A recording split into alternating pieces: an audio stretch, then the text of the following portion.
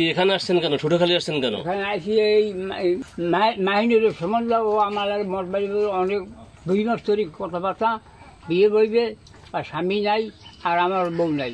সন্তান সন্ততি থাকার পরেও ৩৫ বছর বয়সী এক মহিলার সঙ্গে প্রেমের সম্পর্কে জড়িয়ে পড়েছিলেন ৭৫ বছর বয়সী আবুল কাশেম। ভিউয়ার্স, কিন্তু সে জানতেন না যে ওই মহিলার মতলব অন্য কিছুই ছিল। তবে আবুল কাশেম ৭৫ বছর বয়সী হলে কি হবে, তার যৌবন যেন ছিল একেবারে ২৫ বছরের মতো। 2 মাস ধরে কথাবার্তা, বিয়ে বইবে আর স্বামী নাই আর আমার বউ নাই। আর এই সুযোগ কাজে লাগিয়েই ৩৫ বছর বয়সী সেই মাহিনুর তাকে আশ্বাস দিয়েছিল বিয়ে করবে। কিন্তু শেষ পর্যন্ত সেই মাহিনুর আবুল কাশেমের কাছ থেকে ৪০ থেকে ৫০ হাজার টাকা হাতিয়ে নিয়ে পগার পার। কিন্তু আবুল কাশেমের কাছ থেকে সে ছাড় পায়নি। শেষ পর্যন্ত ৭৫ বছর বয়সী আবুল কাশেম ওই মহিলার সাথে কি কাণ্ড ঘটিয়েছে, চলুন ঘটনার বিস্তারিত জেনে নেই।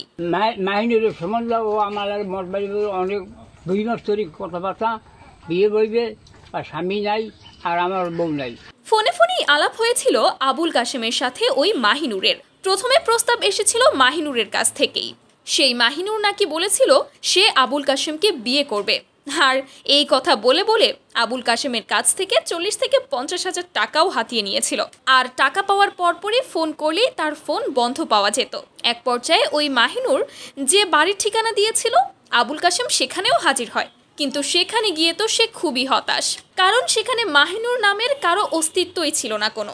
শেষ পর্যন্ত অনেক খোঁজাখুঁজির পর আবুল কাশেম জানতে পারে ওই মাহিনুরের এটা একটা বিজনেস।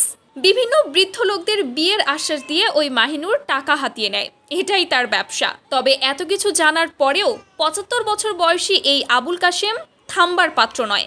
সে সিদ্ধান্ত নিয়েছে ওই মাহিনুরকেই সে বিয়ে করবে, এবং যতক্ষণ না পর্যন্ত মাহিনুরকে সে খুঁজে পাবে এবং মাহিনুর তাকে বিয়ে করবে, ততক্ষণ পর্যন্ত নাকি সে অনশন চালিয়ে যাবে। তো ভিউয়ার্স, ঘটনাটি নিয়ে আপনাদের কি মন্তব্য জানাতে ভুলবেন না কিন্তু।